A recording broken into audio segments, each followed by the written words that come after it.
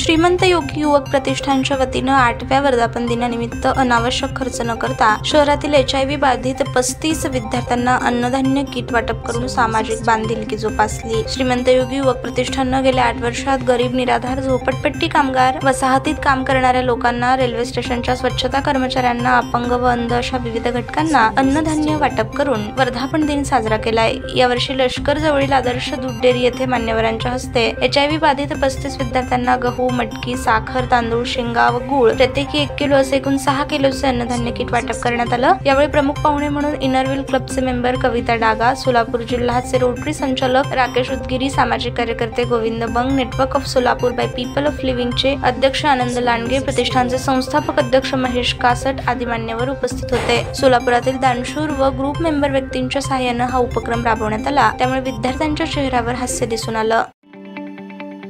ताज्या बातम्या पाहण्यासाठी प्राईम महाराष्ट्र न्यूज चॅनलला सबस्क्राईब करा।